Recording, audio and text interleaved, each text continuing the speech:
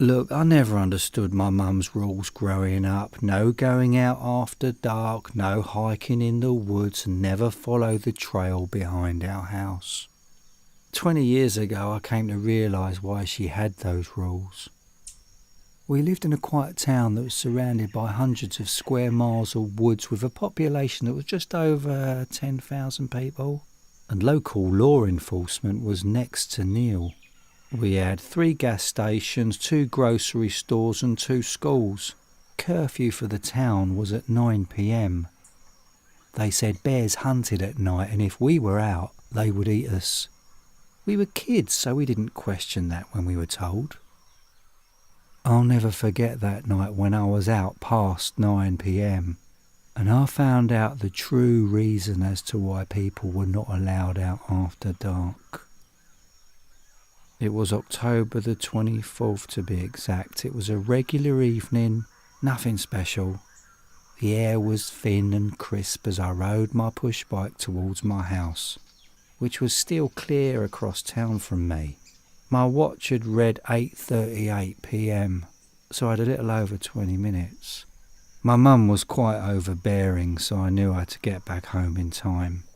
All I knew that if I was late past my curfew, my arse would be grass.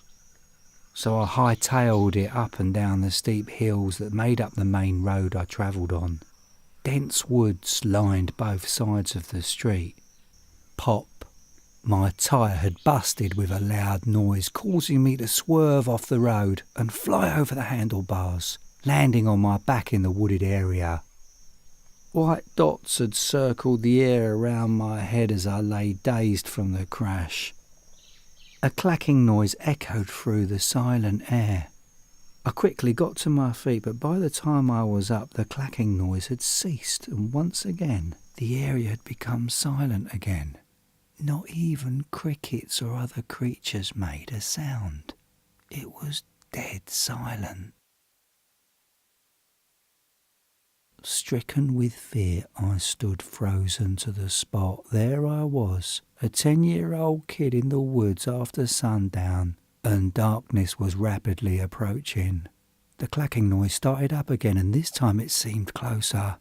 Leaves crunched behind me. Courage or stupidity overtook me in that moment, and I turned to look what was coming. My eyes had landed on a horrific being. Or thing, for a lack of better words. It had the body of a man, an old man with a terrible hunch in its back. Its eyes were pure white, absent of any colour, but they bulged out of its head. Its skin was brown and flabby, and it was filled with various patches of hair in random spots. And oh my God, its thick, razor-sharp teeth clacked together as it moved swiftly towards me. My heart just thundered in my chest as I legged it back towards the main road. The being outstretched its long arms towards me. I managed to stay just out of its reach. It snarled and hissed as I ran.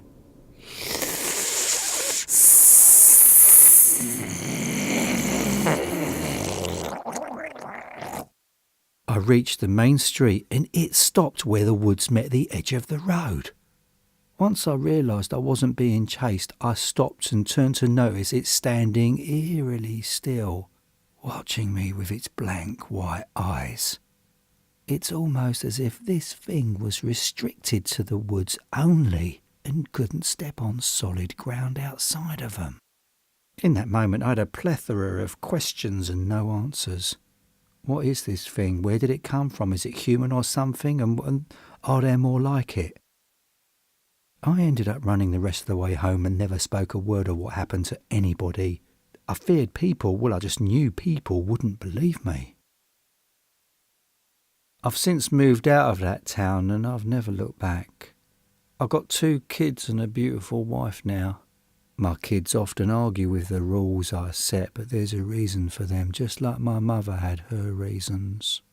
Despite having moved, I still avoid wooded areas for fear of what's out there. My kids often ask me, why don't we go camping, Dad, or why can't they join in the Scouts?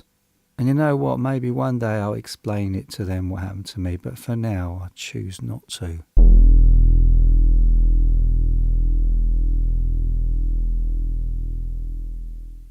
check out my other YouTube channel, Horror Film Reviews from the Clown.